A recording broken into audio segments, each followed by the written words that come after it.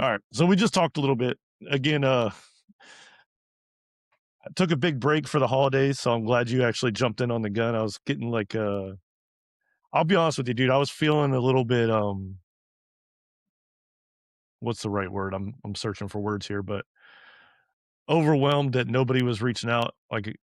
Um but again, I have to be way on Christmas and Thanksgiving and New Year's all happen. So Yeah. but thank you for sitting down with me and doing this. Go ahead and introduce yourself.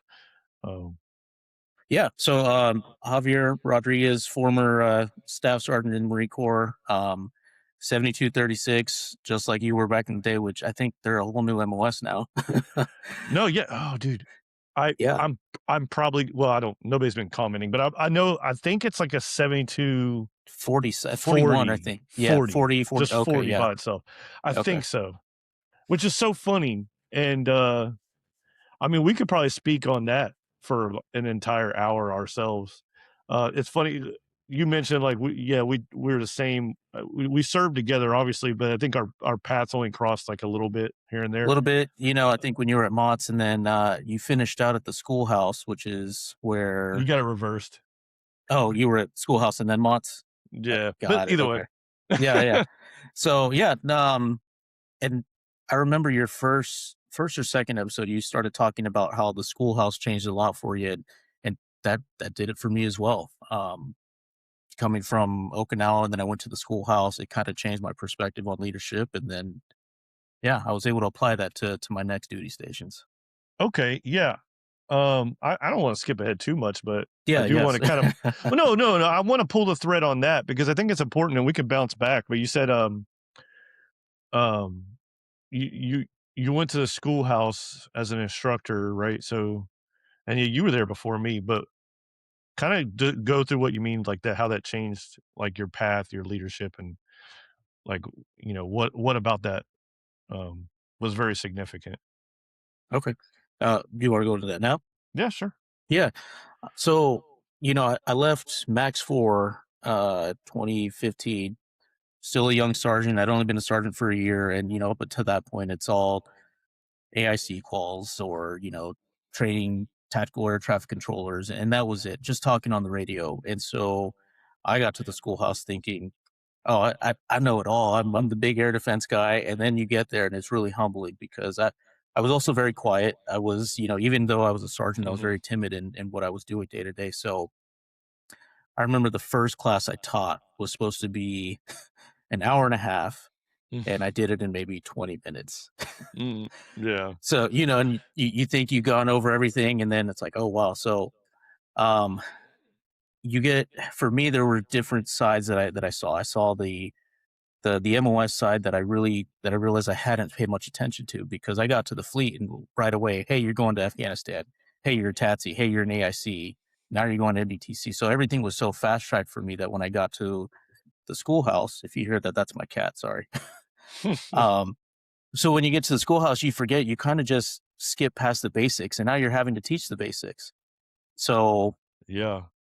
it's really easy to forget just something as simple as not to get too much into the jargon, but like setting up a surveillance area or Yeah. missile, base defense zone, all of that. I'm forgetting some of the terms already, but you forget what goes into making all that happen, and then to teach it to a Marine fresh out of high school who's never heard anything about this. When I got there, I didn't know what air defense was.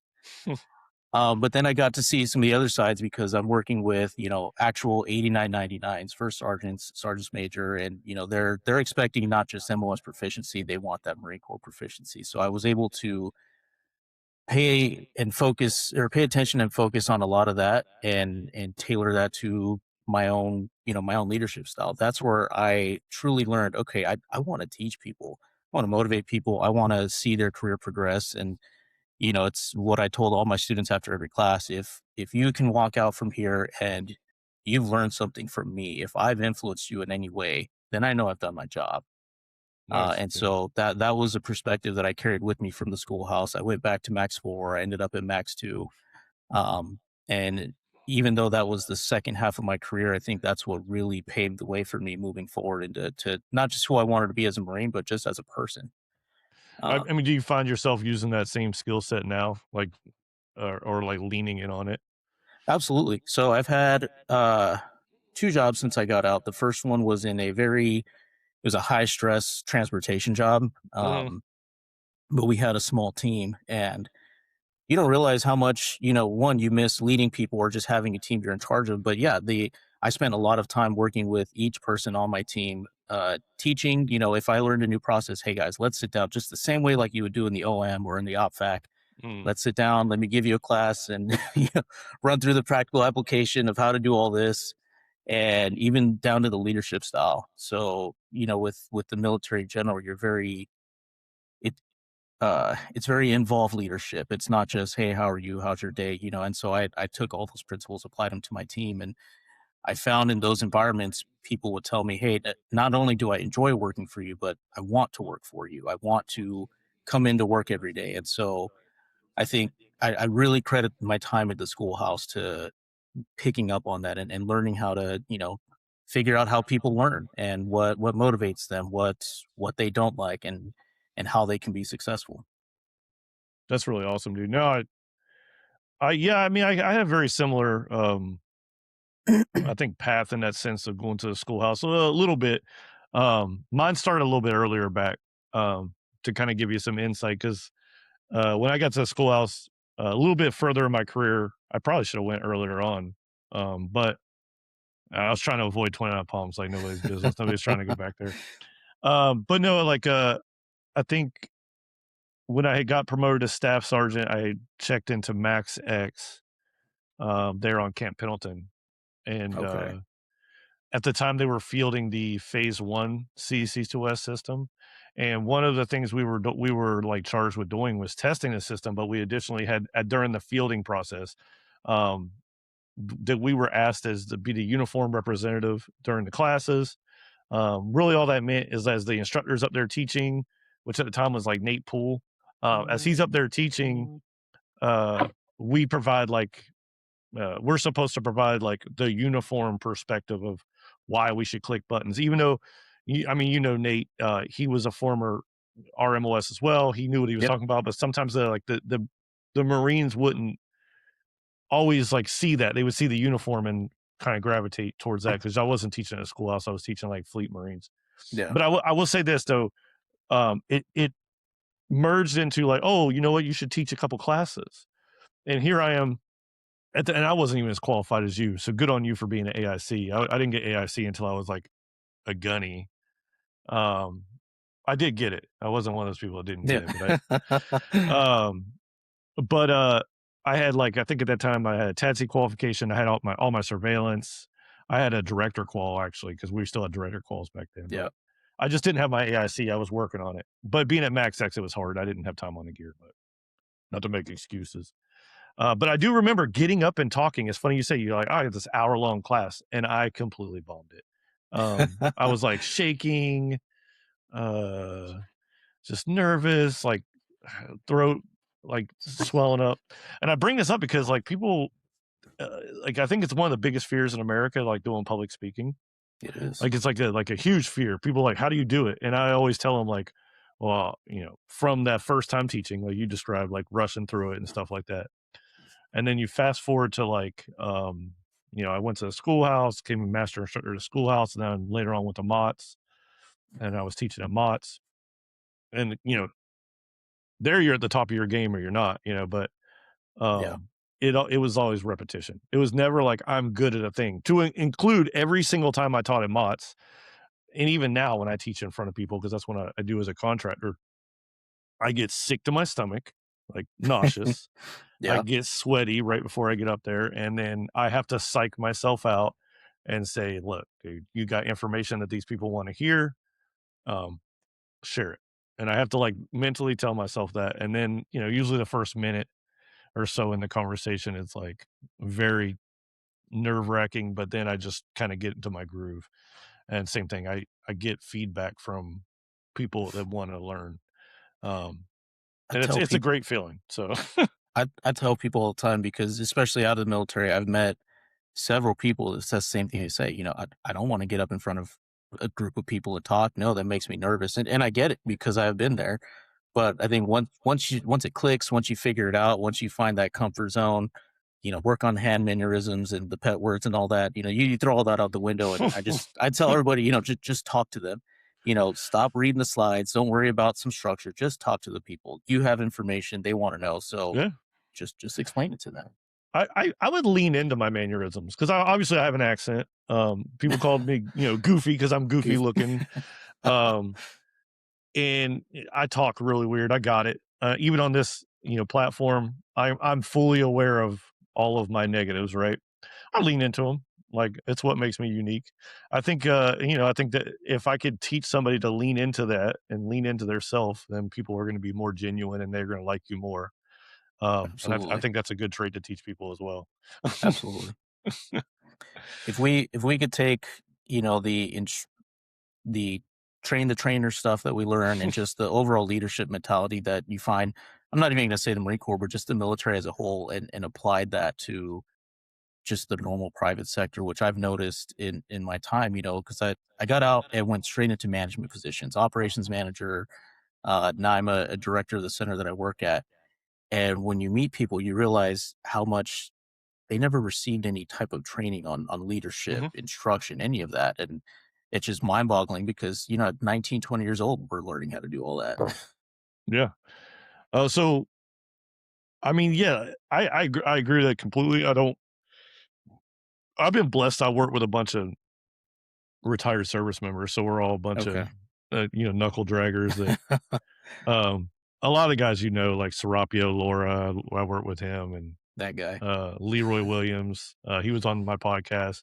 Yeah. Um, but I can name like I got blessed, and I only say it's blessed because Serapio actually reached out to me right as I was retiring and said, "Hey, you want to come work?" And so far, I've been at the same company the whole time, and Nice. phenomenal company. So I can't say I experience the same where I'm around like the corporate world that much because it's all like retired military, mostly Marines. Yeah. People I work with, the few that aren't retired Marines, they've been around military for so long, they're almost ingrained to it. So I haven't really experienced what you're experiencing. Um, Okay. but I think it's to your point, like, yeah, I definitely would. The more you could touch on that, because I think it's important to know that I think service members. I was talking to actually my last podcast with Jason, and he was saying how scary it is to get out because the job market and people don't know what they don't know, and what service members bring to that is unique. And I think you just touched on it because for me, I look at it as like a no fail mentality. Like we are given a mission. We don't really take no's for an answer. We find another way to do things. I always like to, the NCO way of finding to get it done. Yeah, exactly. But how's that work? Like, what's your experience? You said you just jump into leadership, and then like, how could somebody that's finding themselves in this, getting out and how could they leverage what they know or what they think they may even not know they have that skill set. How can they leverage that to be successful? So I'll tell you the one thing that I struggled with for the first year in my new job was finding that separation, which for me, I didn't realize I had. I was still approaching every day as what would Staff Sergeant Rod do, Mhm. and not Javier. And it didn't help that I was in a very chaotic environment at work. It was transportation. It was think Afghanistan stack sheet. I'm looking at something we called the ride plan and looking at late rides, and it's a lot of like, hey, let's move this here, move this. I felt like I was an op fac. I was standing up and doing all this, and so well, that was great, and I felt the I was getting satisfied because I was in that high stress situation every day. When it came to leadership positions, I have direct reports as well, what you call them in the corporate world, direct reports, this is who I'm in charge of. And the, it, what I struggled with the most was, oh, hey, people can say no. They can say, no, no, it's, Oh, it's that's a five good. o'clock. It's 5 o'clock. I'm going home, or no, I don't clock in, and for another Oh 10 minutes. man. And hey, can you stay a little later? No, I don't want that. So that's a whole adjustment there. And so that's what it took me a long time to figure out. I actually had a really great mentor. He's still my mentor now, since I got out. My first boss, he's a retired master sergeant in the Army. I'm actually gonna talk to him about connecting with you because Oh, okay, he perfect. real Yeah. great guy. But he what helped me was that he knew exactly what I was going to be going through. The struggle from me trying to implement this Marine Corps style leadership into my everyday. And he kept telling me, he said, "You're not that guy anymore." He goes, "You're Javier. You need to figure out who that is." And so it made me, I think just kind of hearing that really helped click into, okay, I need to approach this differently. I need to, what's my goal here? What am I trying to accomplish? I'm not just going into the OPFAC every day, giving a crew brief and, yelling at Marines saying, "Hey, we're not Hmm. classifying those tracks. You missed that threat call." No, it was, how can we motivate people? How can we lead people? But now we're within different confines of how you speak to people, how you motivate them, how you lead them. I do think that some of my staff appreciated the close approach that I had because I wasn't just, you know, "Hey, we need to get this done today." Hey, how was your weekend? How's your family doing? And actually, but having the care to actually want to engage Hmm. in that conversation. And a lot of people sit back and they go, "Oh wow, no one's actually asked me that before. No one's actually acted like they Hmm. cared." um, and I know I'm kind of jumping around here. It's just that there's so much that you think you have figured out, or that I thought I had figured out, until over time it wasn't working anymore. Over time it wasn't, "Hey, these are my qualifications and this is why what I say goes." It was, "No, you have to prove your worth now in a different world." You're not a, like, Marines were very easy to just, "Oh, here's a problem, let me fix it. Hmm. Here's a problem, let me fix it." And what I found was I kept doing that in the everyday. And what happened was I took all these broken systems, and instead of fixing them and adapting them to what would work for everybody, I became the system. "Oh, hey, this software is not working. Hey, I found the workaround. Oh, hey, this spreadsheet that needs to be updated every day isn't being done. Here, I found a way to automate it." Well, then when you're gone for the day trying to take PTO, or you're Hmm. just you're having to focus on something else, you can't, because now you've made yourself that person that they rely on for everything. And I think we've all been there at some point in our career. Whether you're the NCO, staff NCO, or you're the only crew chief, like, you're the guy. And it doesn't work that way, or it doesn't work well once you're in the private sector or the corporate world, because you realize that just puts you in that same position where you're not sleeping well, you're Hmm. stressed all the time, you're always checking your phone, you're always available. And so that was my big adjustment, learning to let go a little bit, learning to delegate a lot better than to just be the guy to do it all. No, that's really perfectly said. Yeah, dude. I've ran away from leadership. Not really. I mean, like, I'm happily like just a worker bee now. I think Yeah. for me, and I think seeing your perspective, jumping right into it, and yeah, dude, learning that you're not the key that fits every hole. You probably are actually, but it makes for somebody very stressed that can't take time off, because then you, I mean, it goes back to, like, for me, and even now, like with my current job, if I'm given a task, which I think is really important, but if I'm given a task, I feel like I let the team down if I don't stop everything I'm doing to complete the task and do it the right Mhm. way and turn it in a timely manner and everything. Like, I go into this, like, I don't know, like a workaholic phase.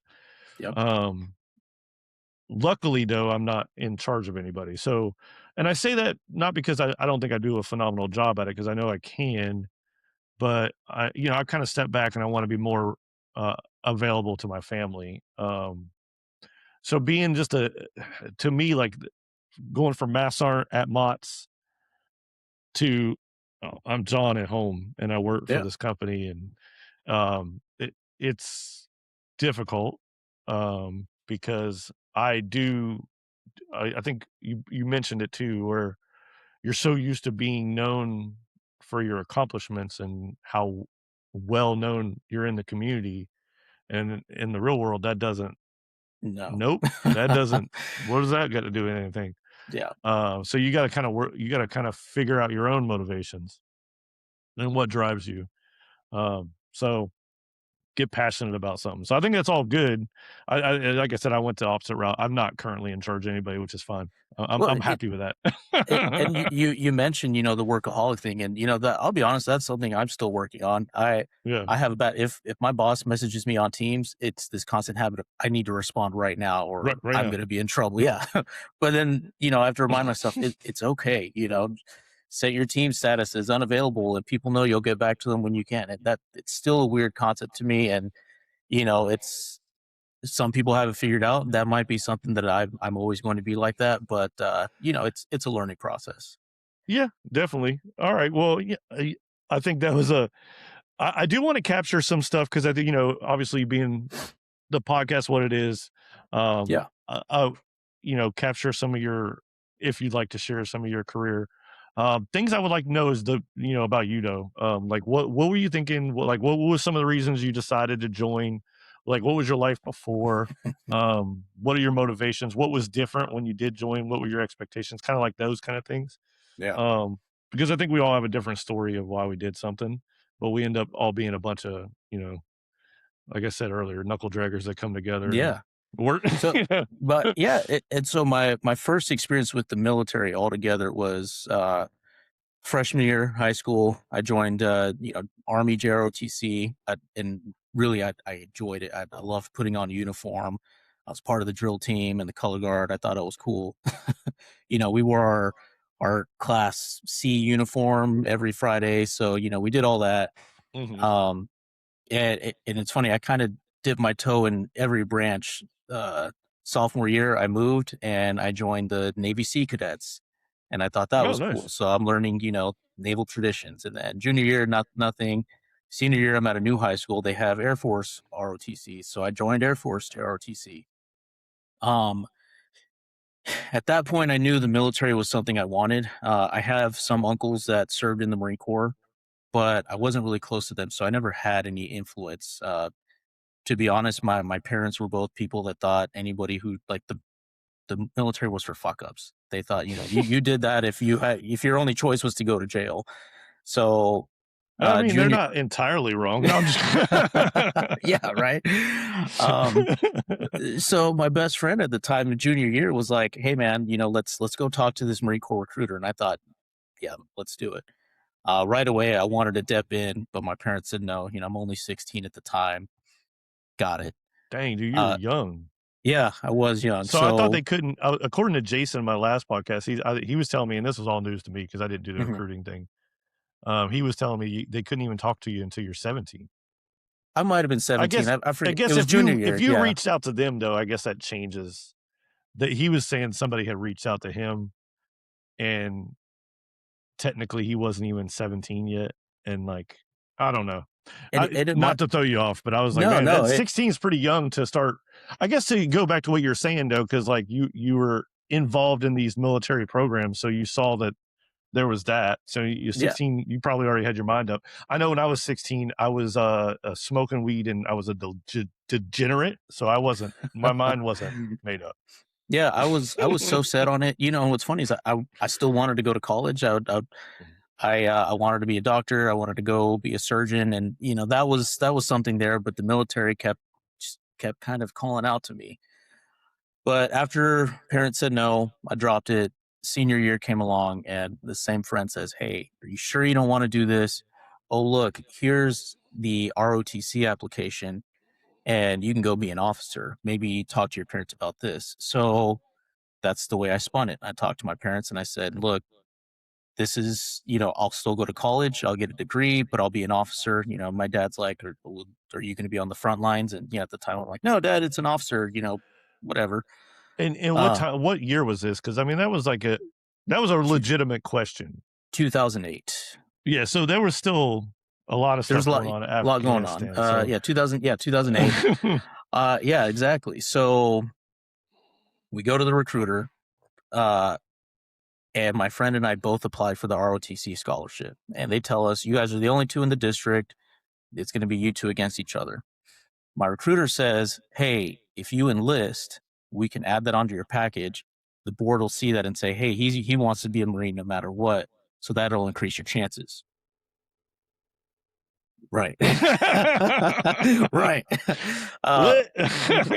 He got my you. my friend does the same thing. He actually enlisted as an O3. I thought, hey, yeah, let's go O3, but recruiter said, no, we're not doing that. I actually bombed the ASVAB at the recruiting station because they have you take the practice Yeah, a little test. practice one. Yeah, I think I got a 30 on that, and so the recruiter's kind of scratching his head, going, "Oh, okay." He's got a cook on his hands. No, I'm Yeah, not trying to mess with the cooks out there. so I go to MEPS, I take it, I get an 80 on the AFQT, Oh, so okay, you're big fine. difference, yeah. And then they sign me up for AJ, aviation operations. Yeah. At that point, I'm set. I'm ready to go. Kind of what you call back to one of your last podcasts. So he told me you're either going to Fort Bliss because he thought I was going to be a lad guy because that's when the school Mm, was back there, or of course Pensacola. mm. Uh, Boot camp comes along and they say 7234 air control electronics operators. So when I'm on boot leave, I look it up and I see 29 palms. So I thought, okay, I'm curious this is getting selfish. I like to get selfish because I like to try to figure out yeah, yeah, yeah. little puzzles of did our paths cross before, but they're probably not. You said you joined in 2008, or was that? And so I depped in 2008. Oh, okay. I didn't Okay, graduate until we were close because I went through 36 course in the fall of 2008. okay, So yeah. I was about to be like, were you in the 34s when I was like this little knucklehead sergeant going through there? Yeah, no, but beginning of 2010 is actually so I shipped August 10th, 2009. Yeah. Find out I'm going 29 Palms, which for me at the time was great because I'm from California. I grew up an hour from 29 Palms. So So, where'd you grow up? I don't think you mentioned it earlier. no, Fontana. Okay, yeah. I'm Yeah. familiar with Fontana. So I grew up in Fontana. And at the time, because I have a girlfriend back home, I'm like, yeah, I get to stay here, drive home on the weekends, which, uh, I had Blanche yelling at me because I had a car and we weren't Blanche supposed to was in the schoolhouse at yeah, that time? I Mm, had Blanche. mm. I don't remember. I can say names, right? Oh, yeah, call them Yeah. out, who So cares? yeah, Steichen was there. Tienz was Okay, there. yeah, Steichen. Happy. I think Happy. We were his Okay, last so class you before did he retired. Yeah. no, look at my hair, hold on a second, gotta fix it. No, you did have the same instructors I had as 36 school, because I remember I had Happy, Steichen was there, Gold was there, I don't know if he was still there when you were there, but, Yeah. Yeah. Yeah. same instructors, when you went So through that I had in 36 school, so yep. very And small world. then I get stationed in Miramar of all places. Good place to go, that's one of my favorite duty It's great. stations, actually, so Same thing. I wanted to stay close to home, which in retrospect was good and bad because I Miramar, that first duty station, I think is what set my career up for the rest of the time. But also, if I could go back and tell my younger self, "Hey, get away from home," that would have been good too. Um, but yeah. No, I just hearing you out, I definitely would agree with you. I think when I went in, I wanted to get away from home, but I ended up being in Yuma, Vice, North Carolina. Bad. I mean, I did a lot of deployments. Dude, you mentioned like just being in the right place at the right time. I think that's when I got qualified to AIC is when I finally got to Miramar okay, as a gunny.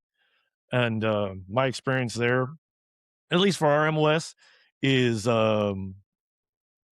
you have no lack of work with all the squadrons out there. uh So if you put yourself out there to do the job, you would get qualified. And I only say that because people are like, well, how you only got qualified because people let you. And I was like, dude, RMOS is all about show up and work. As long as you try, you will get it done. Try absolutely. and try again. Nobody's smarter than anybody. I'm proof of lack of intelligence being successful. So But I'll tell you, for me that ends up being a blessing and a curse. I right. think. Because like you said, there's all kinds of work at Miramar. The day I checked in, they said, "Hey, go to SIF. You're going to WTI on Monday." Cool, got it. Went to WTI, got my SO qual. Everything was great. Then we get back, and then hey, it's prep for Afghanistan. Oh, you went right So out there. yeah, and so that I I remember I'm out there as a PFC, and Mouth sees me when we're doing the R1 R2 rotation. He sees the PFC chevrons and he goes, "What'd you do?" I was like, "Oh, nothing. I'm just that new." That is Uh, typical Mouth, and I actually reached out to him. He should be on a future podcast as well, so. nice. Yeah, so I went out there. I got my TATSE qual in Afghanistan, which for me, again, I thought was great. But I get back. What am I doing? Sitting AIC, and there's a lot of work. I'm learning a lot. I'm getting qualified. I'm picking stuff up, but because again, it was so fast tracked, I was missing out on all the things. Hey, can all the things you learned in the ACADs and stuff that you have? Mhm. It was just a lot of, oh, well, it's Rod. It's good. We'll sign off on it. It's Rod. Yeah, we need him qualified. Let's Who sign and off. who was doing that? I mean, I guess you don't have to throw names on that. It's probably better you don't. And I'm not saying it's like it was like completely penciled in, but sometimes you see someone that's really good at this one thing, and it's like, okay, yeah, I want that guy controlling flights, or I want that person Yeah, on the radio. yeah, I think that is a disservice. See, I had the opposite approach. You brought up like your leadership stuff, and Mhm. man, I feel like sometimes, and you can either like you can weigh in your opinions too. I know we didn't work together that much, but I feel like sometimes, at least for me, if I had a different perspective, like coming up, I had some NCOs that weren't so nice. Mhm. And I'm not gonna like throw names out there or events. Obviously, it all molded me into whatever I was. But then as a staff NCO, I went from sergeant, staff NCO at Max X, where I was testing. I didn't have any Marines under my charge, to gunnery sergeant at Miramar. And I think there was a lot of growing pains of me going from uh, needing to be a senior leader where I was more of a sergeant, if you know what I'm saying, where I was in people's throats. Yeah. Um, uh, Probably more leaning on the toxic leadership, yelling, get stuff involved. But I had no. To me, everybody had to do everything. Like I did every academic, I did every qualification, and if you wanted to be something, you had to be. That being said, I didn't exclude anybody. If you wanted to train, I made time to train you. But yeah, that's why I asked the question, like, who was doing that? Because it's kind of a disservice. Because then you get up to the schoolhouse, and they're like, "Well, you says you're qualified at this thing, right? So you should be able Yeah. to teach at the basic level." And when's the last time you looked at it? Like at the schoolhouse, Yeah, um, exactly. and yeah, that's a tough. I mean, that's a And tough break. and and that's what as I was moving into, instructor roles, working WTTP and all that, that was the standard I held for Marines that were, Mhm. new from the schoolhouse, or they were just looking to work up in qualifications. Was, no, we're gonna do this the right way. We're gonna go over it. And I didn't admit it at the time, but for some of that, I was learning along with them because, like Yep. you said, it was stuff that I hadn't touched since I went to the schoolhouse. I did 34 school, I did 36 school, just like you Yep. did, but 36 school was that it's just learning how to control. All you're doing is, Sims, and we didn't even. I think we went down to Miramar once when I was at 36 Yeah. school. 36 school to me. Kind of keep talking about our MLS, and that's fine. But for that 7236 or the 34, which is that tactical air defense controller out there. But understand, like, it's supposed to like be such a different MOS from the original. What was it? Air electronics Air operator, control electronics operator. air Yeah. control. I don't remember what it was. But that, I mean, like that was just looking at a radar, doing surveillance, maybe doing some assistant controlling. Yeah. DLC was like probably your pinnacle. I think if you knew the system, and we used to have an SCC qual too, which Yep. back in the day I had the SCC. I think that's really one of my best quals I ever got because it made me so proficient on the gear that later on it just set me up as a gunny and master sergeant. And I just knew how to do everything on the gear. Yeah. Um, but that MOS school was supposed to be now you're getting this new MOS as a controller. And to your point, I felt like it was so lame.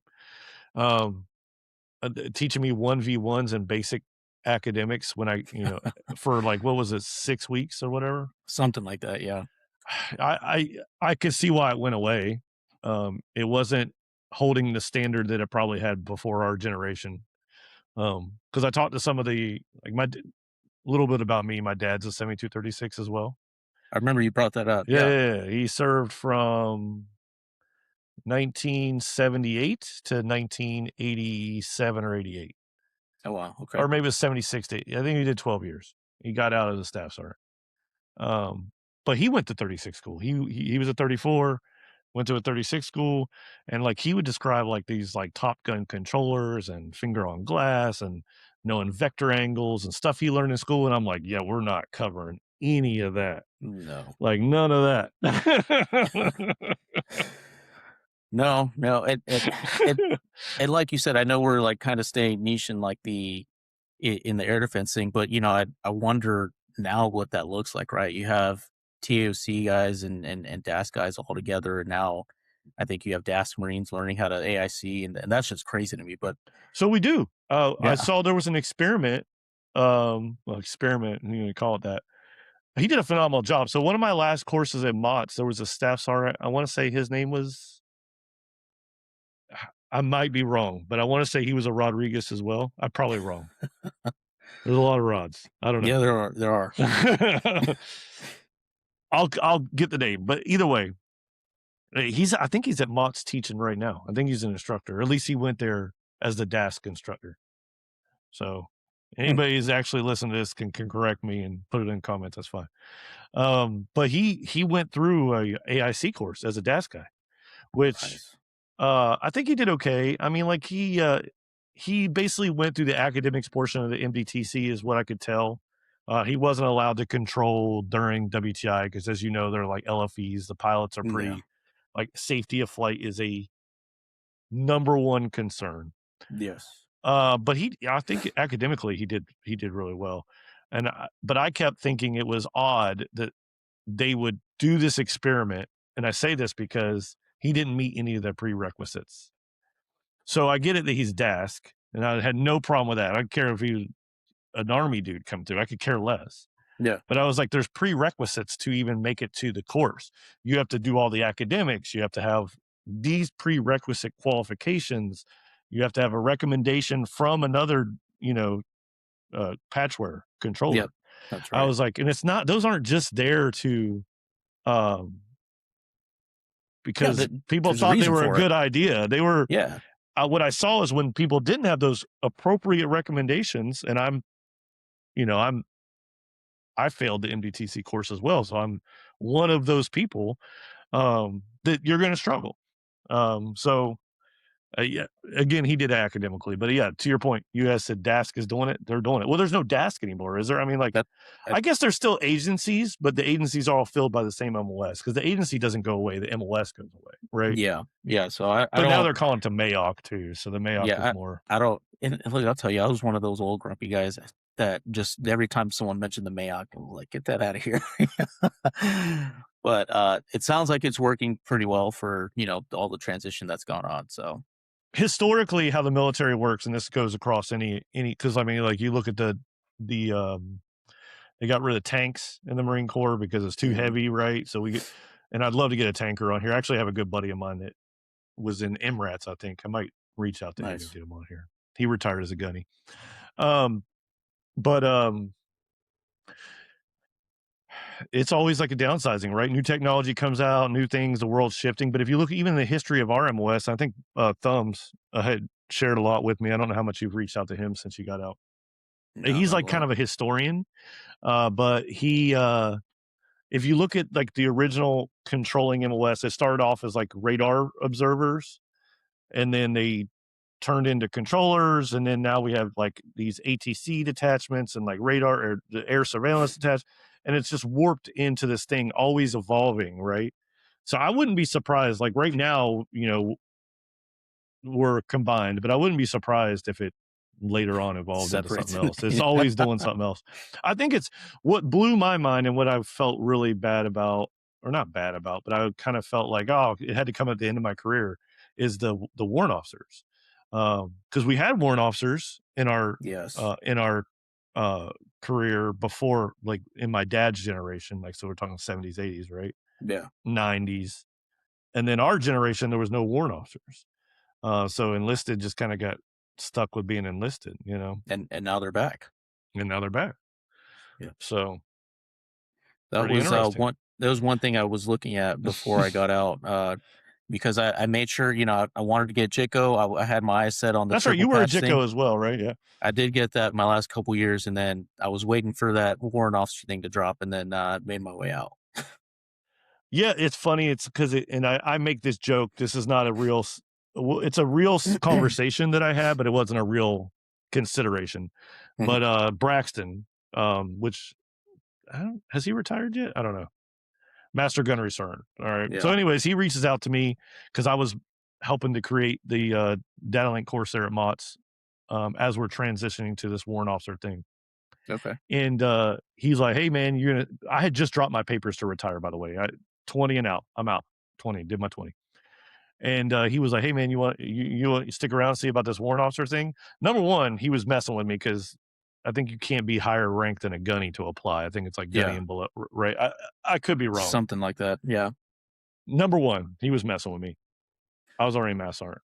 Number two, I was at 19 years at this point. Or actually, I put my papers in right at 14 months out. So I wasn't even at 19. I was like 18 and some like I knew like 20 out. Like I'm like, nope, I'm out, Nope. dog. That's it. Yep. Because you could do your retirement papers out 14 months out, at least, I think it's and he's like, "Oh, you gonna stick around for this warrant officer thing?" And I jokingly said to him, and there's part of this is true. Like again, I know it can't happen. But I know if he would have said done, I would have stuck around. I was like, Yeah. dude, you make me a chief officer 4, and I'll stick around right off the bat. Because Right. I was like, Because I'm not gonna be like a whoa, like I'm not gonna. yeah, to go from master sergeant to warrant officer. Yeah. Well, that and I was writing the course. I was writing the training course for the warrant officer. Like I was writing the data link course for it at the time.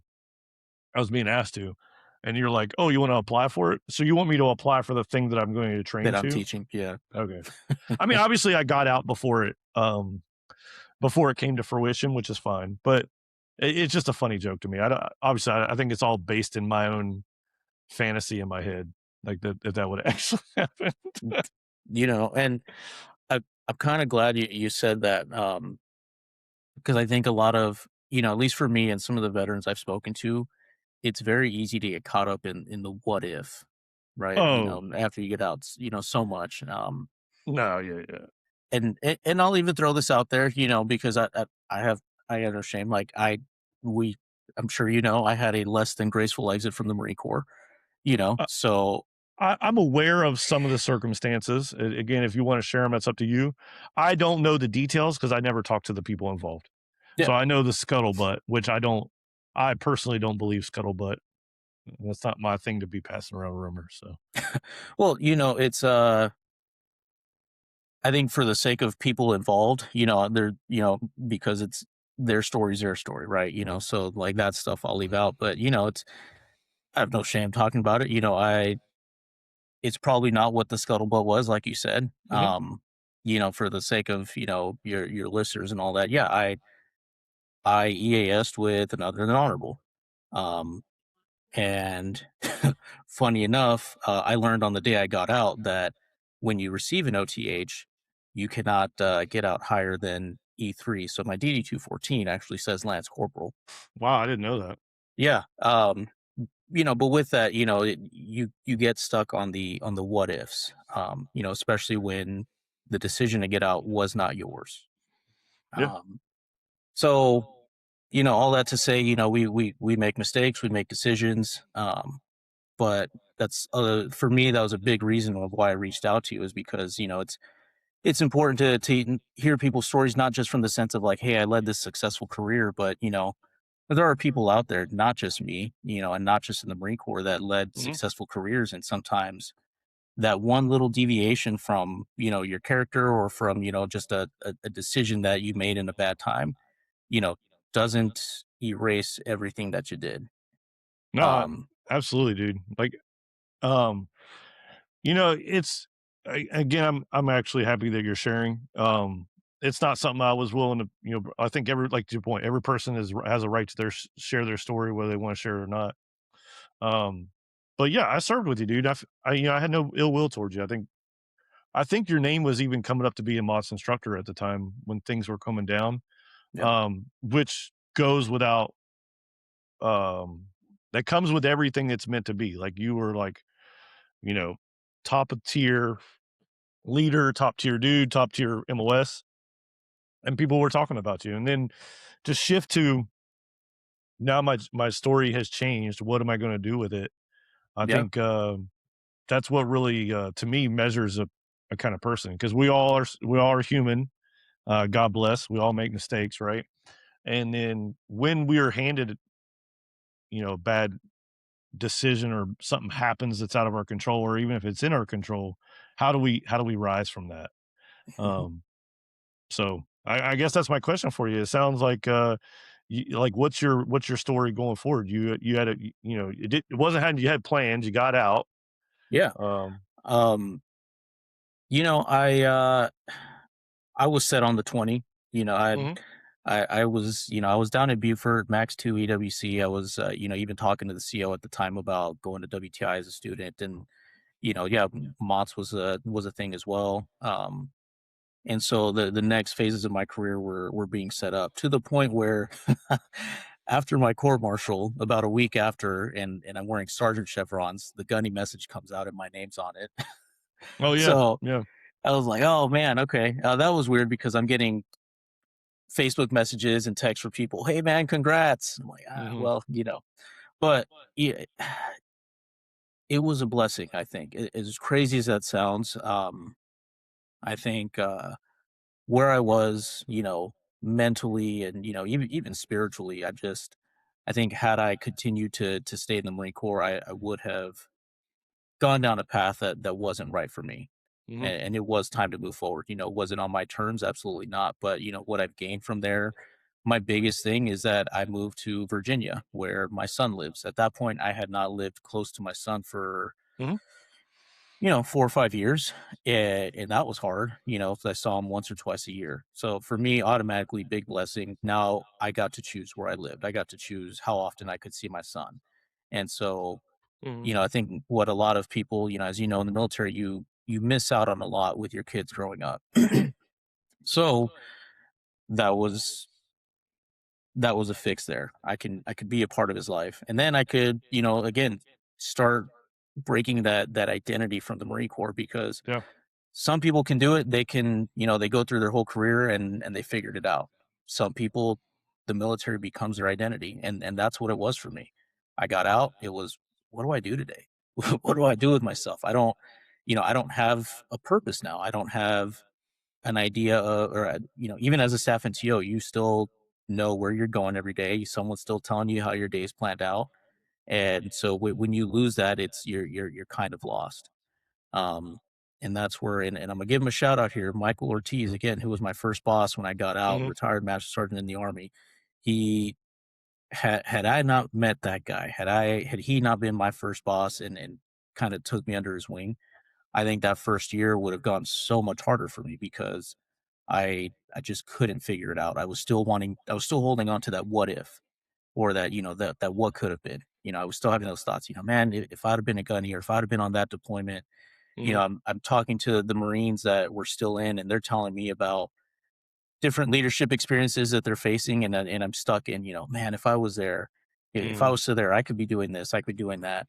Um, and so moving into these different roles that I've had in the civilian world, it's helped me step away from that. I still have the foundation. I still have, Hmm. and I'll even say the core values, right? Like, whether you want to call it honor, courage, commitment, or just personal values to who I want to be as a person, as a professional, that are still there. But now Hmm. I can adapt what the Marine Corps gave me into, like, I I run I run a business now. I work for a company called Proud Moments, which is an ABA therapy center. I don't know if you know what that is, but No. uh, Go ahead and ABA share. I ther mean, if you're yeah, willing. yeah, Yeah. it's a therapy center for children with autism. Oh, that's awesome. Yeah. Not something I ever thought I would work in, but I'm the center director. I work with, like, insurances. I see kids every day, and just the structure that I've been able to provide in the center alone.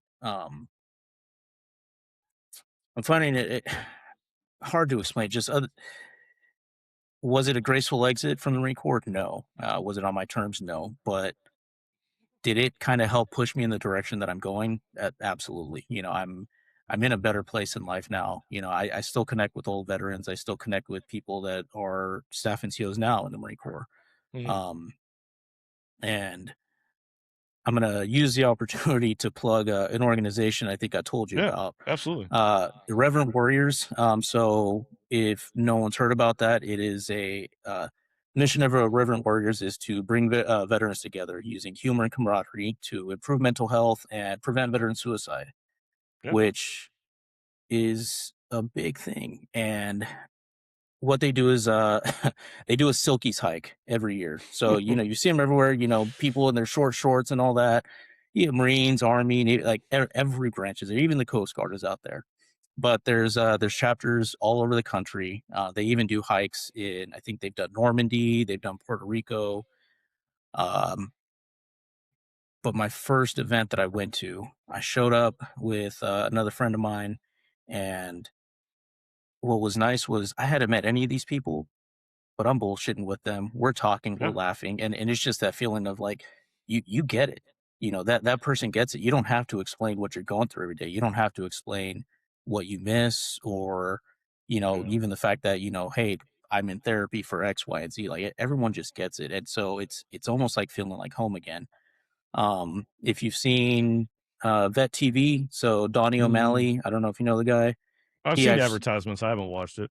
so he created Reverend Warriors. It's now a part of the Grunt Style Foundation. So Okay. it's a big national organization. And I would tell anybody, if you're feeling anything, whether it's separation from the military, feeling lonely, you're missing being Yeah. around the camaraderie. Check it out. There's probably a chapter where you're at. They're in a lot of major cities. Heck, I could even connect you with with our local lead coordinator because he was also a Marine Staff Sergeant. Yeah, actually, I'd like you to connect me with, whoever maybe I'll try to find one here locally to Yuma. I'm sure we have one. We're a pretty big military town anyway, so Yeah. no, dude, everything you're spitting is, like, kind of the same reason I did this. Like, it's selfishly for my own mental health. Um, I didn't even know I was, like, broken until I got out, Hmm. which is like, and I don't think I'm broken. I take that back. I didn't know I had struggles until I got out. Let's put it that way. Yep. Um, and just every day trying to deal with that stuff and recognizing to me like the thing that I've really been helpful with all these conversations is dealing with traumas that I never dealt with, if that makes sense with you. Yeah, So absolutely. like we all, and it's a military thing, it's not a Marine thing, but we all are told to do the mission, get the job done. And sometimes, and those who figure it out, great, but sometimes people don't stop to feel what they're feeling.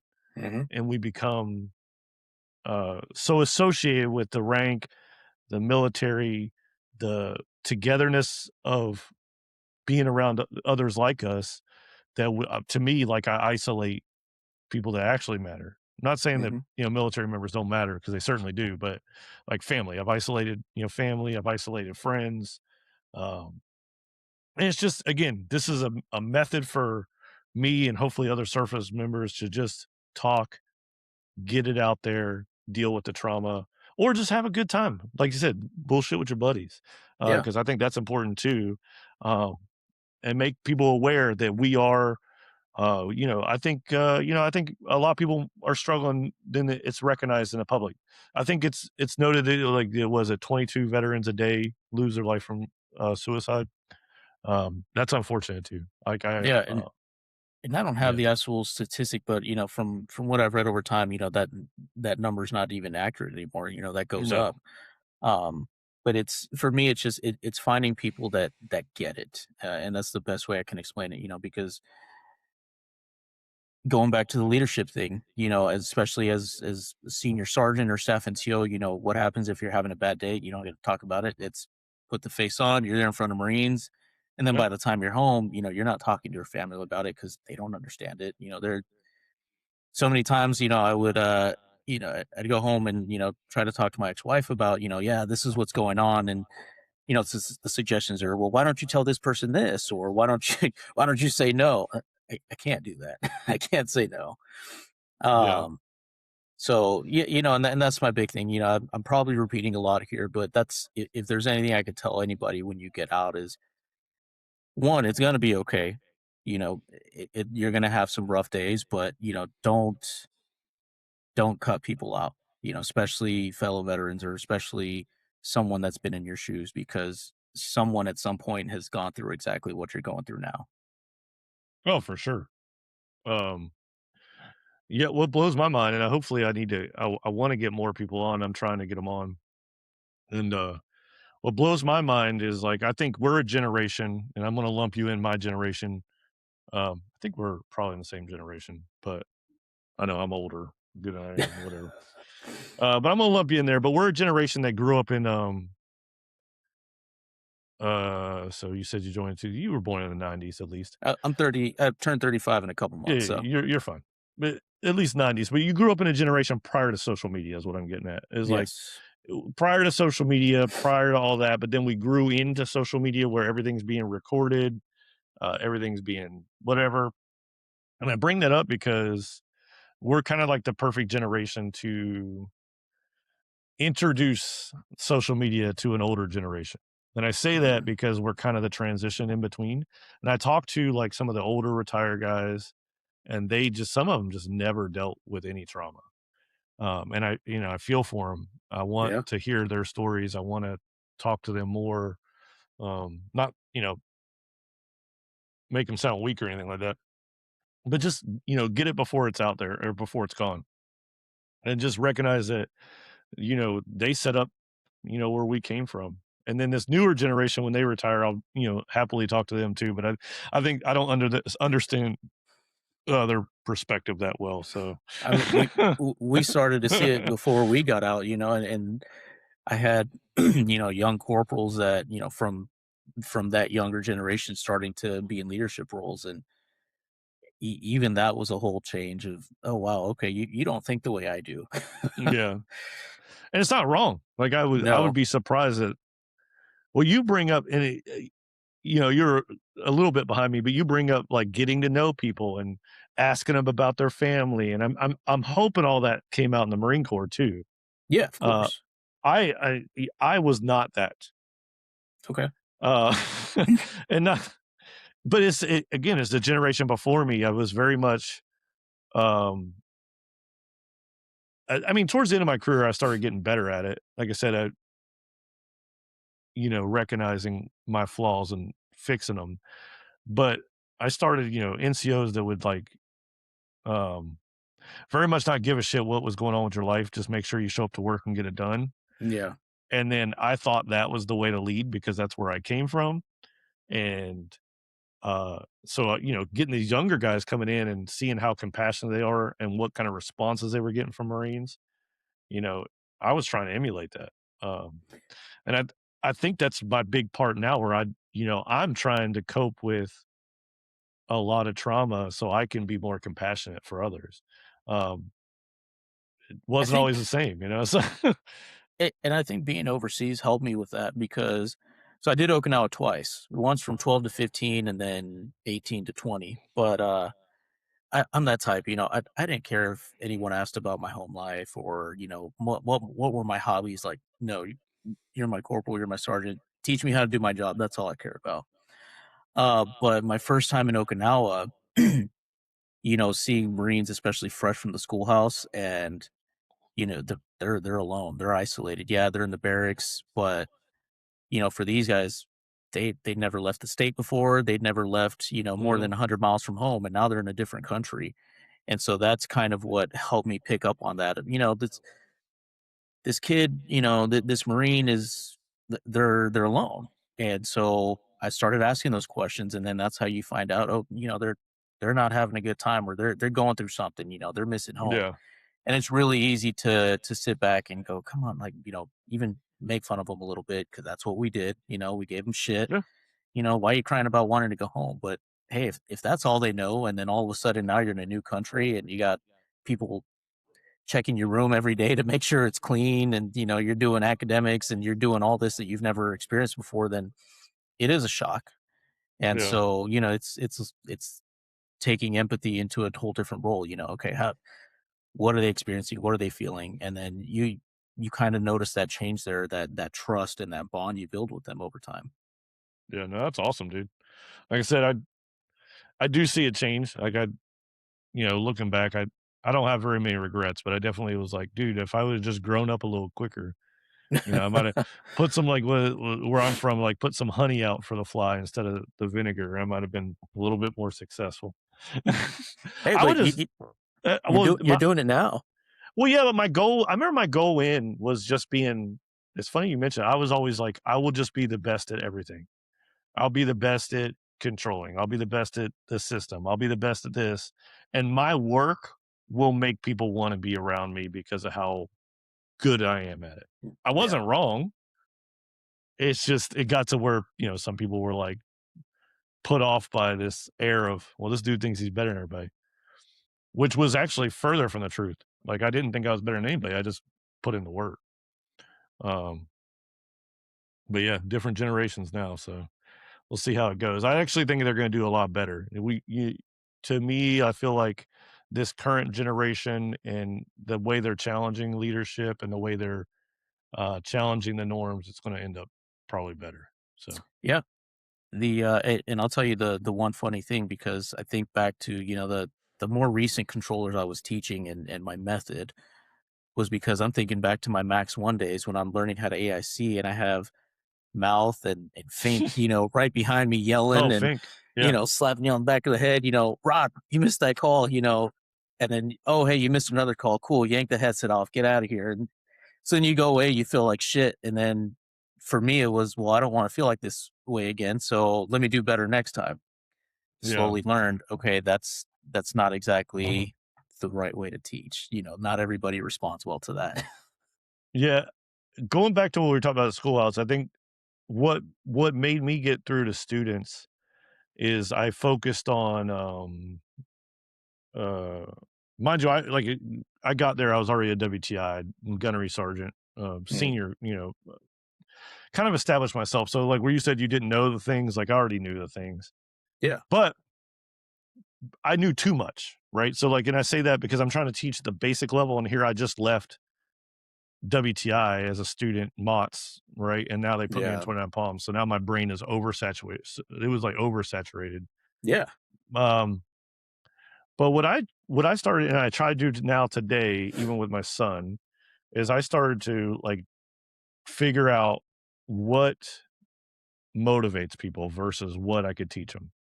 So I started to focus on instead of before I teach them anything about the MLS, I need to figure out what motivates each individual person. So why did they join? Did they join because girlfriend broke up with them? They want to go to college. They think they're going to make a whole bunch of money in the Marine Corps. Whatever it is, right? I try to figure out that motivation, and then from there, I would change my teaching style to pull those strings. Like, why should you care about what I'm saying? exactly. And I got so much more from the students once I changed it to why they should care versus what I'm saying.